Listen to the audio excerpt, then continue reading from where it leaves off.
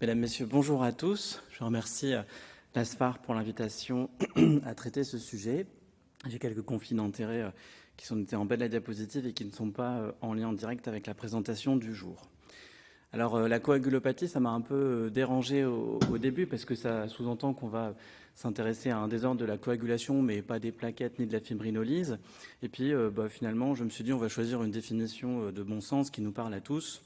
C'est une anomalie de l'hémostase qui va favoriser un saignement excessif pour ce qui nous intéresse là maintenant, mais qui pourrait aussi favoriser des phénomènes thrombotiques ou aucun effet.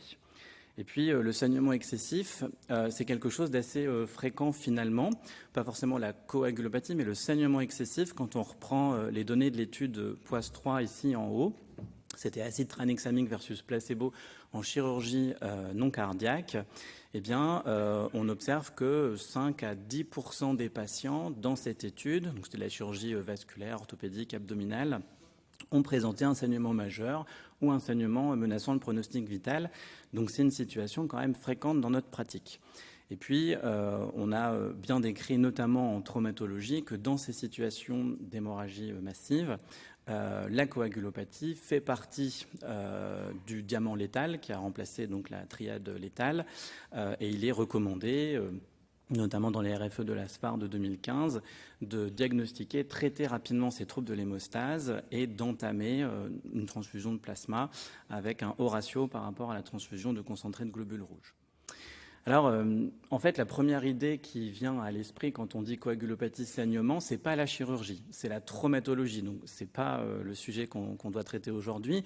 Néanmoins, je voulais montrer qu'en traumatologie, ça fait 10-15 ans maintenant que beaucoup d'études ont fait avancer la science et la médecine dans la connaissance de la coagulopathie aiguë traumatique et dans les traitements qu'on peut mettre en place.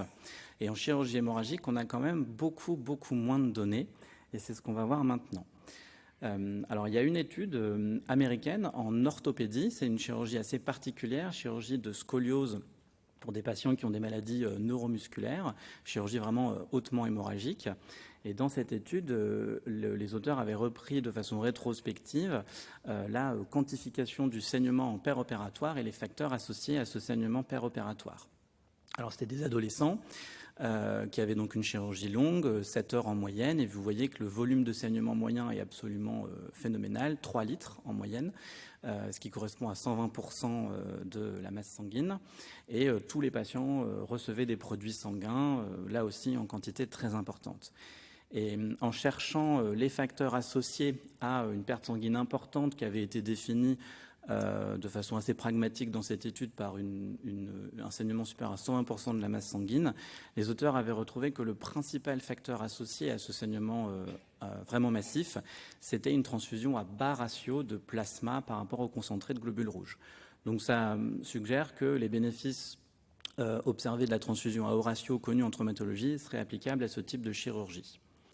Qu'en est-il de la chirurgie cardiaque? Eh bien, là encore, il y a des données qui vont dans le même sens, notamment une étude post-hoc de l'étude RECESS qui initialement est un essai qui s'était intéressé à l'âge des globules rouges quand on transfuse en chirurgie cardiaque. Mais là, ce qui nous intéresse, c'est de prendre une partie de cette étude des patients qui avaient eu une transfusion massive, donc définie par au moins 6 concentrés de globules rouges, et de regarder si la transfusion à haut ratio de plasma sur concentré de globules rouges favorisait le pronostic. Et la réponse était oui. Alors c'est du post-hoc, mais on observait moins de défaillance d'organes à 7 jours et à 28 jours lorsqu'on était transfusé à haut ratio. Et il y avait également une association sur la mortalité en faveur de la transfusion à haut ratio. Donc chirurgie orthopédique et cardiaque vont dans le même sens que la traumatologie quand on est sur de l'hémorragie vraiment massive. Et puis il y a des situations hémorragiques moins massives, préoccupantes, mais où le patient n'est pas vraiment en choc hémorragique non contrôlé.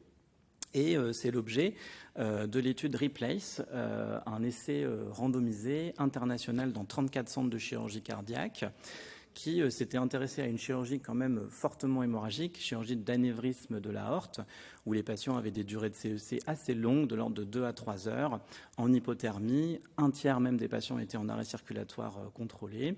Et en sortie de CEC, les patients qui avaient été donc randomisés dans l'étude bénéficiaient d'une évaluation du saignement par pesée des compresses et des tampons chirurgicaux, Et si ce saignement était jugé excessif, alors c'était 60 grammes le seuil retenu dans cette étude, alors les patients avaient soit des concentrés de fibrinogène, soit du placebo, en association bien sûr avec un protocole transfusionnel qui était standardisé, en l'occurrence sur l'Eurothem.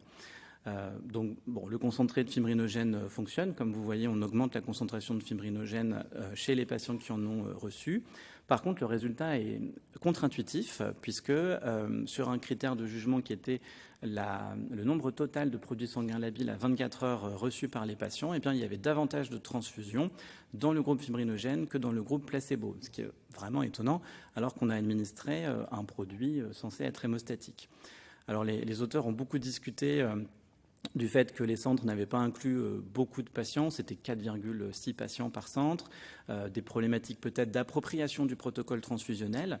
Et puis il y a quand même une autre question qui vient à l'esprit, c'est finalement, on n'a pas documenté de concentration plasmatique en fibrinogène basse avant d'avoir administré ces concentrés de fibrinogène. Le déclenchement de l'intervention était vraiment sur la clinique. Et donc, ils ont réétudié leurs données dans une analyse post-hoc qui a fait l'objet d'une autre publication, en stratifiant les patients, notamment selon ce critère de fibrinogénémie initiale. Et si on s'intéresse aux patients qui avaient une concentration plasmatique en fibrinogène basse au départ, au moment où ils reçoivent soit le fibrinogène, soit le placebo, eh bien, on n'observe plus vraiment de différence. Alors, pas de bénéfice non plus, mais pas d'effet néfaste de l'administration de concentré de fibrinogène. Alors que quand le fibrinogène initial était élevé, eh bien, le fait d'administrer à tort le fibrinogène renforce le résultat un petit peu étonnant qu'on observait dans l'étude principale. Donc, c'est une première brique pour penser que finalement, avant d'administrer des produits de façon ciblée, il faut quand même documenter biologiquement l'anomalie de l'hémostase. Et puis, je ne peux pas ne pas faire d'excursion en traumatologie parce que puisqu'on parle des traitements donnés à l'aveugle, on a deux études, une publiée cette année, une dont on attend la publication, qui se sont intéressés à l'administration empirique de facteurs de la coagulation. La première, c'est l'étude ProCoag française, multicentrique, qui a inclus donc des patients polytraumatisés à risque de transfusion massive. En l'occurrence, ils ont tous été transfusés, ils étaient vraiment très hémorragiques. Et l'hypothèse de l'étude était qu'en administrant des concentrés de complexes prothrombiniques, on allait générer un burst de thrombine et diminuer la quantité totale de saignement et l'administration des produits sanguins labiles comparé à un placebo. Et finalement, l'étude est négative sur ce critère de jugement principal puisqu'on n'a pas observé de différence de consommation de produits sanguins labiles à 24 heures après l'arrivée à l'hôpital, 10 produits sanguins labiles et 11 produits sanguins dans chacun des groupes. En revanche, le message de l'étude était qu'on observait les effets néfastes de l'administration de produits procoagulants avec davantage d'événements thrombotiques artériels ou veineux dans le groupe de patients ayant reçu les concentrés de complexes prothrominiques. Et puis, l'autre étude dont des résultats intermédiaires ont été présentés en juin dernier, c'est l'étude Cryostat 2 de l'équipe londonienne de Karim Broui, où l'hypothèse de départ était d'inclure des patients proches de ceux de ProCoag, c'est-à-dire des polytraumatisés au risque de transfusion, et là, en l'occurrence, chez qui on a déclenché un protocole de transfusion massive, et on va les randomiser pour recevoir de fortes doses de fibrinogène, de l'ordre de 6 grammes à l'arrivée au déchocage, versus placebo, en plus, bien sûr, du standard of care avec les packs transfusionnels que l'on connaît. Alors, le critère de jugement n'était pas le nombre de produits sanguins à 24 heures, mais la mortalité à 28 jours. L'étude est négative, ça, on le sait. Sur les résultats intermédiaires qui ont été présentés en juin, on a un effet timing très intéressant de l'administration du fibrinogène par rapport à la mortalité, puisque vous voyez sur cette courbe en U qu'il semblerait que l'administration entre 1 heure et 2 heures après l'arrivée à l'hôpital des concentrés de fibrinogène, enfin de cryoprécipité, soit associée à un meilleur pronostic, alors que si on les donne trop précocement ou trop tard, on observe plutôt un effet néfaste. Alors, on n'a pas du tout les éléments à l'heure actuelle pour analyser plus finement ce résultat, mais par rapport au timing de correction d'une éventuelle coagulopathie, c'est quelque chose d'assez intéressant et qu'il faudra explorer bien sûr. Et donc tout ce qu'on peut savoir, c'est les tweets de Karim Broui qui retient que pour l'instant, c'est un petit peu la fin de l'idée qu'on peut administrer à l'aveugle des traitements et qu'il faut probablement aller plus sur la documentation biologique rapide des troubles de l'hémostase si on veut vraiment faire des traitements ciblés. Alors, je vais passer rapidement sur l'acide tranexamique parce que ce n'est pas vraiment un traitement de la coagulopathie à proprement parler, mais on a quand même l'effet temps qui là nous intéresse, puisque dans les essais Crash 2 et Woman notamment, il a été observé de façon assez nette que l'administration précoce dans les 3 heures suivant l'hémorragie était indispensable pour observer un bénéfice de l'administration d'acide tranexamique. Après 3 heures, on observe plutôt soit pas d'effet, soit des effets néfastes. Et puis, je voulais juste rappeler qu'en situation hémorragie active, il n'y a pas de contre-indication à l'administration d'acide tranexamique. C'est ici une méta-analyse d'essais randomisés spécifiquement sur des patients hémorragiques qui nous montre que les phénomènes thrombotiques ou commissiaux ne sont pas augmentés par l'administration d'acide tranexamique, avec assez peu d'hétérogénéité dans cette méta-analyse. Et il y a quelques limites, mais si ça vous intéresse, je vous invite à venir demain au débat pour ou contre l'acide tranexamique à 14h30.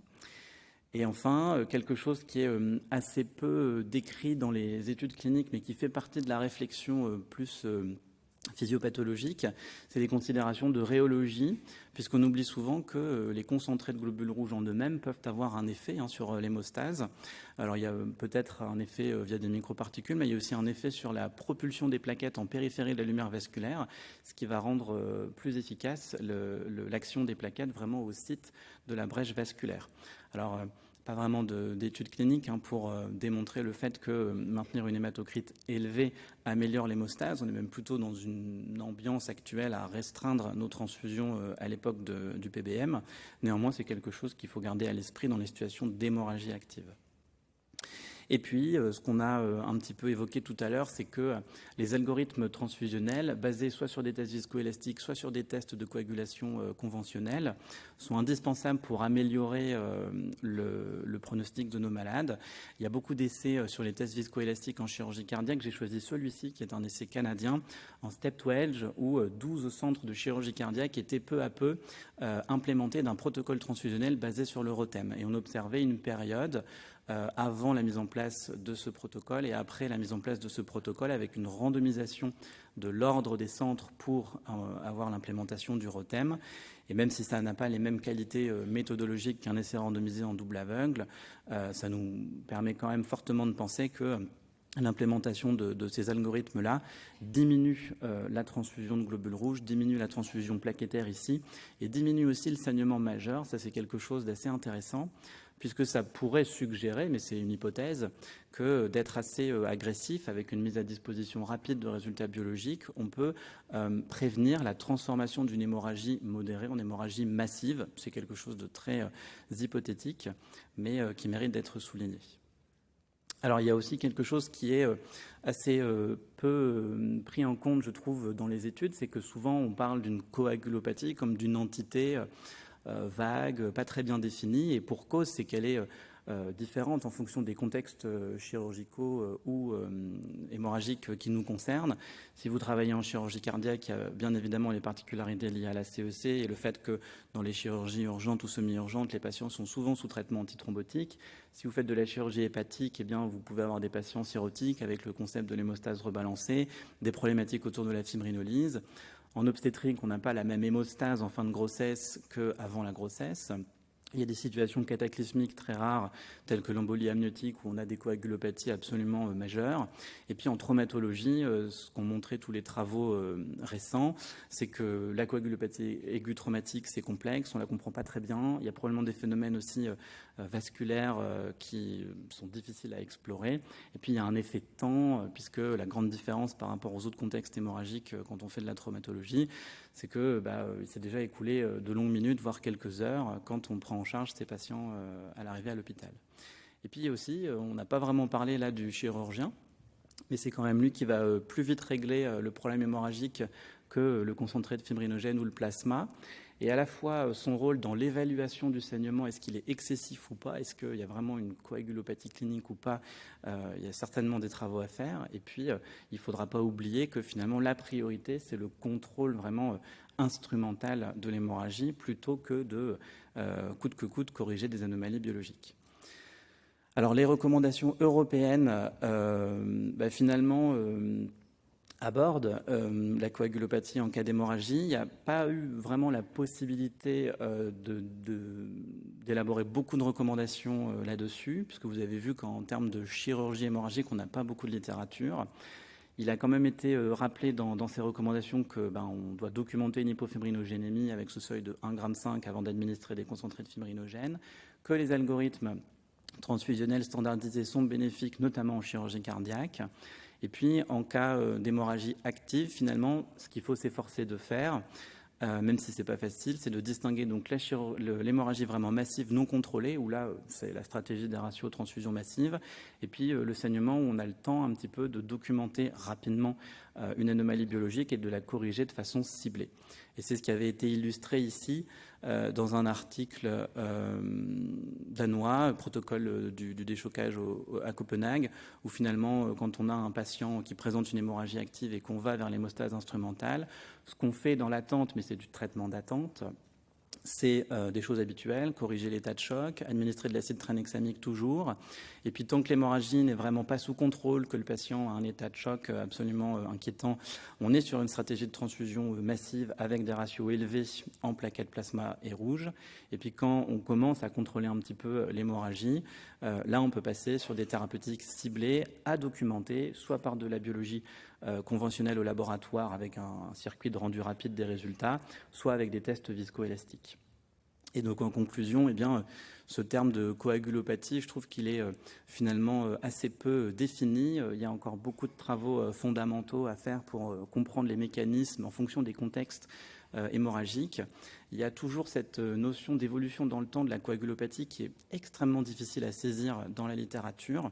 Les valeurs seuil aussi méritent d'être discutées, puisque à l'heure actuelle, on n'a vraiment que des associations entre des valeurs seuil et des excès d'hémorragie, mais pas vraiment d'intérêt à corriger des anomalies avec telle ou telle valeur seuil. On conviendra que donc il est quand même probablement intéressant de corriger une coagulopathie franche. Et donc, on se base essentiellement sur les données de la traumatologie. Et je pense que la clé du raisonnement, in fine, c'est vraiment de réussir à distinguer cette hémorragie massive non contrôlée versus contrôlée. Et c'est pas toujours facile. Et là aussi, on a besoin d'outils cliniques dans les situations un peu intermédiaires pour identifier des patients qui peuvent vite basculer sur de l'hémorragie massive non contrôlée, alors que dans d'autres situations, on va réussir à tenir la situation et faire des thérapeutiques ciblées. Et je vous remercie de votre attention.